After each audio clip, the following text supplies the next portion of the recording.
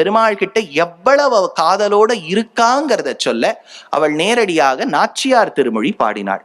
இப்போ ஒருத்தர்கிட்ட ஒரு தன்னுடைய லவ்வை சொல்லணும்னு வச்சுக்கோங்க. இப்போ வி ஹாவ் வேரியஸ் வேஸ். வாட்ஸ்அப்னு இருக்கார், அவர் கிட்டத்தட்ட நடுவில் ஆச்சாரியன் மாதிரி இங்கேயே அங்கே எடுத்துன்னு போயிடுறார் மெசேஜை இல்லையா. அந்த மாதிரி இப்போ இன்ஸ்டால மெசேஞ்சர் இருக்கு, எவ்வளவோ இருக்கு. அந்த காலத்துல ஆழ்வார் எடுத்தார் 1 4 திருவாய்மொழி. அம்சிரைய மடனாராய் அழியத்தாய் நீயும் நின் அம்சிரைய சேவலுமாய் ஆவாவென்றெனக்கருளி வெம்சிரைய புள்ளு உயர்த்தார்க்கு என்பிடுதூதாய் சென்னக்கால் வன்சிறையில் அவன் வைக்கில் வைப்புண்டால் என் செய்யுமோன்னு ஒரு தூது.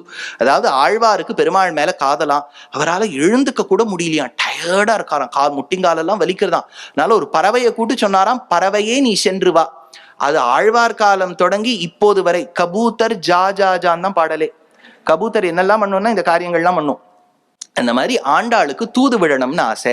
நிறைய குயில தூது விட்டா, மேகங்களை தூது விட்டா. விண்ணீல மேலாப்பு விரித்தாற்போல் மேகங்காள் தென்னீர் பாய் வேங்கடத்து என் திருமாலும் போந்தானேன்னு காளிதாசன் மேகதூதத்துல விட்டா மாதிரி கருத்த மேகங்களை பார்த்து திருவேங்கடமுடையான் கிட்ட போய் என் காதலை சொல்லு.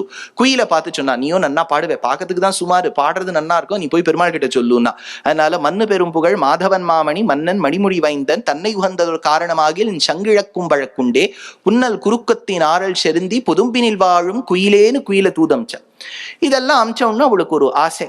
சரி, நம்ம காதலிச்சது பெருமாளை, அந்த பெருமாளுடைய அதரத்தின் சுவை எப்படி இருக்குங்கிற ஒரு அபிலாஷை. அப்ப அந்த சங்க பார்த்து கேட்கிறா. ஏன்னா எந்த ஆயுதத்தை பார்த்தும் பெருமாளுடைய அதரத்தின் சுவை எப்படி இருக்குன்னு கேட்க முடியாது. சக்கரத்தை, பெருமாள் என்ன சக்கரத்தை வாயிலேயே வச்சுட்டு இருக்கார், கேட்க முடியாது. கதையை வச்சுட்டு இருக்காரா? இல்ல, வெறும் சங்கு ஒண்ணுதான் வாய்க்குள்ள போயிட்டு வெளியில வருது.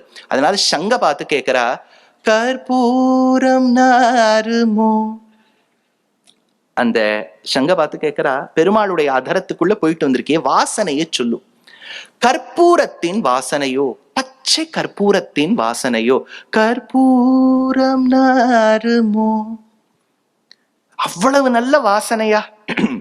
கமல பூனாருமோ, கமலப்பூக்கு அப்பேற்பட்ட ஒரு பெருமை உண்டு. அடுத்தது சுவையை கேட்கிறா. திருப்பவழ செவ்வாய் தான் தித்தித்து இருக்குமோ, மறுபொசித்த மாதவன் தன் வாய்ச்சுவையும் நாற்றமும் விரிப்புற்று கேட்கின்றேன் சொல்லாழி வெண் சங்கே.